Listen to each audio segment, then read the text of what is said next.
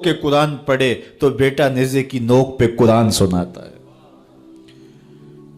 سیدہ طیبہ طاہرہ ظاہرہ عابدہ ساجدہ راکعہ سیدہ فاطمہ الزہرا رضی اللہ تعالی عنہا کا اسوہ مخدرات اسلام کے لیے، ہماری بہنوں بیٹیوں کے لیے مکمل کامل اور اکمل نمونہ ہے۔ میری مائیں بہنیں بیٹیاں بھی پردے میں بیٹھ کے سن رہی ہیں، اور جو یہاں موجود نہیں ہیں، آپ لوگوں کی وساطت سے یہ پیغام ان تک بھی پہنچے گا، تو میں گزارش کروں گا اس بے حیائی کے ماحول میں، جبکہ میڈیا بے لگام ہے، سوشل میڈیا قیامت ڈھا رہا ہے، آنکھوں سے حیا اڑ گئی ہے، سوچوں میں آوارگی آ گئی ہے، لباس سمٹ سمٹ کے بالکل واجبی سا رہ گیا ہے، اور حیا قصہ پارینہ بن گیا ہے۔ یہ اڑتے ہوئے آنچل، لہراتے ہوئے دوپٹے اور جو ہے وہ بکھرے ہوئے بال، یہ حیا کے جنازے سڑکوں کے اوپر گھومتے ہوئے، اور بازاروں میں صنفی آزادی اور جنسی بے رہروی اور جو کچھ ہم دیکھ رہے ہیں، تو آج ہم سیدہ فاطمہ الزہرا کے کردار کو خضر راہ بنائیں۔ اقبال کہتا ہے مزرعے تسلیم را حاصل بطول، مادرا را اسوائے کامل بطول۔ مزرعے تسلیم کی کھیتی کا جو حاصل ہے، جو پھل ہے، وہ سیدہ فاطمہ ہے، اور ماؤں کے لیے کامل نمونہ سیدہ فاطمہ الزہرا رضی اللہ تعالی عنہا ہیں، جن کے آنچل کو مہر و ماں نے بھی نہیں دیکھا تھا۔ خادم کی شوہر کی خدمت بھی کرتی ہیں، بچوں کی تربیت بھی کرتی ہیں۔ آسیہ گردان و لب قرآن سرا، ادھر چکی بھی چل رہی ہے اور لبوں پر قرآن کے نغمے بھی جاری ہیں۔ آسیہ گردان چکی چلا رہی ہیں، واللب قرآن سرا، اور اقبال کہتا ہے لبوں پر قرآن کے نغمے جاری ہیں۔ جب لبوں پہ قرآن کے نغمے ہو اور آٹا پیسا جا رہا ہو، تو پھر وہ گندم اور وہ آٹا جب بچے کھائیں گے تو پھر حسین ابن علی کے کردار ہی پیدا ہوں گے۔ لیکن تھرکتی تصویریں اور نیم برہنہ شکلیں اور کانوں میں جو ہے وہ میوزک کی آوازیں، اور ماں اس ماحول میں بچے کو دودھ پلا رہی ہو، تو بچہ حسین ابن علی کا جان نشین تو نہیں بنے گا۔ کوئی اداکار تو بن سکتا ہے، کوئی گلوکار تو بن سکتا ہے، لیکن حسین ابن علی کا جان نشین نہیں بنے گا۔ تو ماؤں کو کامل اکمل نمونہ سیدہ فاطمہ الزہرا کا اختیار کرنا چاہیے، اس نمونے کو لے کے اپنی زندگی میں اتارنا چاہیے۔ آج ہم دلیلیں دیتے ہیں، میڈیا سے دلیلیں سنتے ہیں، اسلام تنگ نہیں ہے، تم نے اسلام کے دائرے کو تنگ کر دیا ہے۔ میں ایک ہی بات کہا کرتا ہوں، یہ دلیلیں دینے والے سوچیں کہ رسول خدا کی بیٹی کے پردے کا عالم کیا تھا۔ بس ہمارے لیے وہ نمونہ ہے، وہ کامل اور اکمل نمونہ ہے، اور ہم نے اپنی زندگی اس نمونے کے مطابق گزارنی ہے۔ سیدہ پاک سلام اللہ علیہا کو اس بات کی فکر رہتی تھی کہ ساری زندگی تو میں نے اپنے پردے کی حفاظت کی، مرنے کے بعد جب پٹڑے کے اوپر ڈال کر کے لے جایا جاتا ہے لاش کو، تو اس وقت جسم جھلکتا ہے چھلکتا ہے تو بے پردگی ہوتی ہے۔ تو زندگی میں تو انسان اپنے پردے کی حفاظت کر لیتا ہے، لیکن جب جنازہ اٹھتا ہے تو اس وقت عورت کے جسم کی ڈیل ڈول ظاہر ہو جاتی ہے، اگرچہ اس کے اوپر پردہ پڑا ہوتا ہے۔ اور یہ سخت فکر مند تھی اور بات بھی کرتی تھی۔ حضرت اسماء بنت امیس رضی اللہ تعالی عنہا سیدہ پاک کے پاس بیٹھی تھی، اور یہ وہ خاتون ہیں جنہوں نے حبشہ کی جانب ہجرت کی تھی۔ جب مسلمانوں پر حالات تنگ ہو گئے تو 2 مرتبہ حبشہ کی جانب ہجرت ہوئی ہے، اور تیسری ہجرت جو ہے وہ مدینہ المنورہ کی جانب ہوئی۔ تو حبشہ کی جانب انہوں نے ہجرت کی اور وہاں کچھ وقت گزارا تھا، تو انہوں نے کہا کہ میں نے وہاں ایک منظر دیکھا ہے کہ 4 پائی کے چاروں پائے جو ہیں ان کے ساتھ شاخیں باندھی جاتی ہیں، اور شاخیں باندھ کے ان کو پھر آپس میں جوڑ دیا جاتا ہے، اور اس کے اوپر کپڑا ڈال دیا جاتا ہے، وہ ایک ڈولی بن جاتی ہے، اور اس میں عورت کا جنازہ ہوتا ہے۔ جب یہ بات سنی تو سیدہ کی خوشی کی انتہا نہ رہی، کہا یہ تو بہت اچھا ہوا۔ اور سیدہ پاک کا پھر جنازہ پردے کے ایسے ماحول میں اٹھتا ہے اور رات کی تنہائی میں اٹھتا ہے، اور بہت تھوڑے لوگ جنازے میں شامل ہوتے ہیں۔ اور پھر سیدہ پاک سلام اللہ علیہا کے پردے کا عالم یہ ہے، اہل سیر نے لکھا ہے کل قیامت کے دن جب میدان حشر میں سیدہ تشریف لائیں گی تو 70,000 حوروں کے جلو میں ہوں گی، اور جب گزریں گی تو آواز آئے گی یا اہل الجمع غدوا ابصارکم لأن فاطمہ بنت محمد حتی تمر، اے نبیوں، رسولوں، پیغمبروں، اے صالحین، نیکوکاروں، اے حشر کے میدان میں جمع ہونے والے لوگوں، اپنی نظریں نیچی کر لو، محمد کی صاحبزادی گزر رہی ہے۔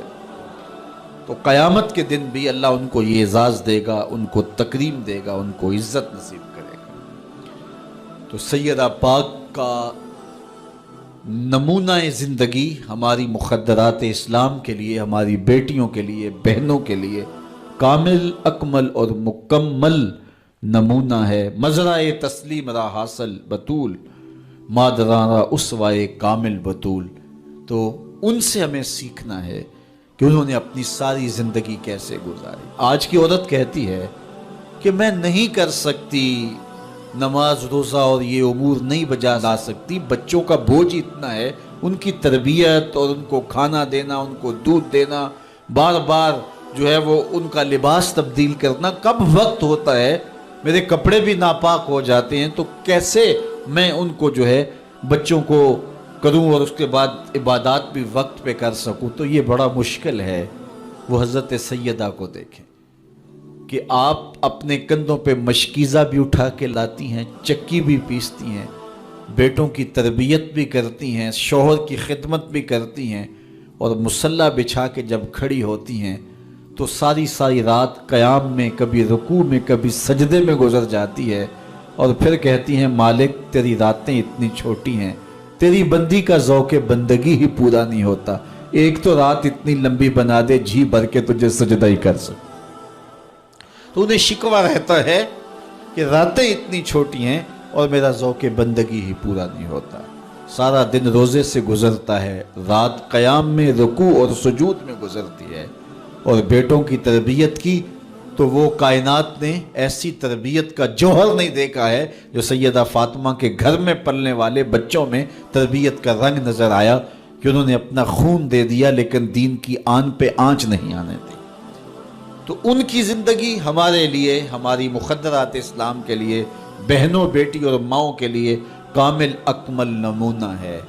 میری بہن، میری بیٹی، تو مغرب کی ٹینو نہیں ہے، تو مشرق کی بیٹی ہے، تو کوئی دیا نہیں ہے کہ جس کو جو چاہے اٹھا کے لے جائے، تو گھر کی رونق ہے، عزت ہے، آبرو ہے، تو سمٹ جائے گی تو معاشرہ پھیل جائے گا، اور تو اگر گھر میں سمٹ کے بچوں کو سنبھال لے گی تو امت بحر و بر پہ قابض ہوگی، لیکن اگر تو گھر کو نہ سنبھالا تو پھر امت کبھی بھی بامراد اور کبھی بھی سرخرو نہیں ہو سکتی۔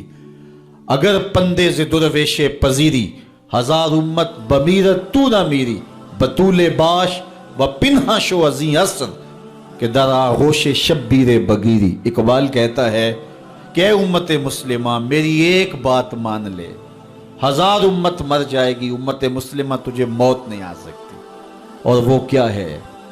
اللہ اکبر، بطول باش، قوم کی بہن سے، بیٹی سے، ماں سے مخاطب ہو کے اقبال بولتے ہیں بطول باش، بطول بن جا، وہ پنہا شو ازیں اثر، اور زمانے کی آنکھ سے پوشیدہ ہو جا، پھر در آغوش تو شبیر بگیری، پھر تیری آغوش میں بھی حسین ابن علی کے جانشین پرورش پائیں گے۔ تو اپنے آپ کو سمیٹ کے اس کردار کے سانچے میں ڈال لیا جائے۔ عورت کا دائرہ کار گھر ہے، چار دیواری ہے، اور اس چار دیواری کے ماحول کو آسودہ رکھے، وہ باہر نکل کر کے جو ہے وہ گھر کی ذمہ داریوں سے دستبردار نہ ہو۔ یہ ذمہ داریاں مرد کی ہیں کہ وہ باہر نکلے اور ضروریات کو فراہم کرے۔ عورت کی ذمہ داری چار دیواری کی ہے، اس چار دیواری کو رونق بخشے، اور تربیت پر، نئی نسل کو بہتر بنانے کے لیے اپنی ساری صلاحیتیں صرف کر دے۔ ساری زندگی میں ایک اس کا بچہ بھی اگر قوم کو مل گیا تو قوم کی تقدیر بدل دے گا۔ مائی راستی ہیں یا ام الخیر ہیں، انہوں نے ایک بچے کی تربیت کی، آج مائیں کیوں نہیں کر سکتی؟ بابا فرید کی ماں بیٹے کے مزاج کو سمجھتی ہیں کہ یہ شکر کو بہت پسند کرتا ہے، تو شکر کی پڑیا مصلے کے نیچے رکھ دیتی، اور بیٹا مصلہ اٹھاتا ہے تو نیچے شکر کی پڑیا ملتی ہے، روز ڈیوٹی دیتی ہیں، اور بیٹا شوق سے نماز پڑھتا ہے، بعض میں شکر کی پڑیا بھی ملے گی۔ ایک دن کہیں گئی تھی تو نماز کا وقت ہوا، ماں وہاں بے چین ہے اور وہی مصلہ بچھا کے کہتی ہے مالک میری لاج رکھنا، آج بیٹا مصلہ اٹھائے اور اس کو شکر کی پڑیا نہیں ملے گی تو راز کھل جائے گا، تو بیٹا کہیں بدظن نہ ہو جائے۔ اس کا گمان یہ ہے کہ مالک اپنی کرم نوازیوں سے یہ پوری مجھے ڈائریکٹ دیتا ہے، درمیان میں کوئی نہیں ہے۔ اللہ اکبر۔ خیر ماں واپس پلٹی اور سب سے پہلے تجسس بھری نگاہ سے بیٹے کو دیکھ رہی تھی کہ بیٹا کوئی شکایت تو نہیں کرتا، لیکن فرید بیٹے کے لب پہ کوئی شکایت نہیں تھی۔ خیر ماں نے پوچھ لیا بیٹا نماز پڑھی تھی؟ کہا اماں نماز پڑھی تھی، لیکن آج جو شکر ملی ہے اس کا چس ہی کوئی اور تھا، اس کا ذائقہ ہی کوئی اور تھا۔ تو آنکھوں سے چھم چھم آنسو برسنے لگے، مالک تو نے میری لاج رکھ لی۔ تو پھر بتایا کہ بیٹے میں تو یوں ہی پڑیا رکھتی تھی، آج مالک نے جو ہے وہ میری لاج رکھی ہے اور تیرے مصلے کے نیچے پڑیا رکھ دی، پھر فرید بنا نا۔ تو پیچھے ماں کھڑی نظر آتی ہے، حضرت غوث اعظم رضی اللہ تعالی عنہ۔ اگر غوث اعظم ہے تو ان کے جبے میں 40 دینار ماں سی رہی تھی نا، اور ساتھ نصیحت کر رہی تھی کہ بیٹا جو بھی ہو جھوٹ نہیں بولنا ہے۔ پھر ڈاکوؤں کو بتا رہے ہیں کہ 40 درہم تو میرے پاس بھی ہیں۔ تو ڈاکو کہتے ہیں عجیب کہانی ہے، بلاکو ڈاکوؤں کو بھی پیسے بتایا کرتا ہے۔ کہا میری ماں نے کہا تھا جھوٹ نہیں بولنا، جو بھی ہو جائے لیکن جھوٹ نہیں بولوں گا۔ اب ڈاکو شرمندہ ہو کے بولتے ہیں یہ ماں سے جھوٹ نہیں بولتا، ہم رب کا حکم نہیں مانتے۔ اور یہ پہلے لوگ تھے جو حضرت غوث اعظم کے ہاتھ پہ جو ہے وہ توبہ کرنے والے تھے۔ اللہ اکبر۔ قطب الدین بختیار کاکی جب درس گاہ میں جاتے ہیں، استاد پڑھاتا ہے الف لام میم ذالک الکتاب، پورا پارا سناتے ہیں۔ دوسرے پارے کا آغاز ہوتا ہے سیقول السفہاء من الناس، بچہ سارا پارا سنا دیتا ہے۔ تیسرا پارا، چوتھا پارا، 14 پارے سنا دیے۔ کہا یہاں سے شروع کرو، سبحان الذی اسری بعبدہ۔ تو کہا بیٹا جس درس گاہ میں 14 پارے پڑے تھے وہیں بقیہ قرآن بھی حفظ کر لیا ہوتا۔ کہا استاد جی میں کسی درس گاہ میں نہیں گیا، میری ماں 14 پاروں کی حافظہ تھی، اور صبح جب اٹھتی تھی تو قرآن بھی پڑھنے لگتی اور کام کاج بھی کرتی، تو بچپن سے ہی سن کے ماں کی آغوش سے یہ 14 پارے یاد ہو گئے۔ تو مائیں اگر ایسی ہوں تو بیٹے ایسے ہوتے ہیں، اس لیے ماں کے کردار کو روشن کرنا ہوگا، ماں کے کردار کو بہتر کرنا ہوگا، اور ماؤں کے لیے کامل اکمل نمونہ سیدہ پاک سلام اللہ علیہا کا نمونہ زندگی ہے، اور ان کی زندگی کے ایک پہلو سے روشنی لے کر کے، اجالا لے کر کے مخدرات اسلام کی زندگیوں میں چراغاں کیا جا سکتا ہے، اور ان کی زندگی سے ایک اچھی نسل تیار ہو سکتی ہے۔ کسی نے کہا تھا مجھے اچھی مائیں دے دو میں تمہیں اچھی نسل دوں گا، تو سیدہ پاک کا اسوہ ہمارے لیے یقیناً کامل اور اکمل نمونہ ہے۔ اللہ تعالیٰ ان کے نقوش پاک کی برکتیں اور ان کے وجود سے وابستہ رحمتیں ہماری ماؤں، بہنوں اور بیٹیوں کو نصیب فرمائے۔ اور آج کی اس مجلس میں ہم ان کی وساطت سے اللہ کی بارگاہ میں دعا کرتے ہیں، اے اللہ حیا سوز ماحول سے اس امت کو نجات عطا کر دے، اور اس امت کو پھر عظمت پارینہ و رفتہ عطا کر دے، اور قوم کی بیٹیوں کو اسوہ بطول پہ گامزن کر دے۔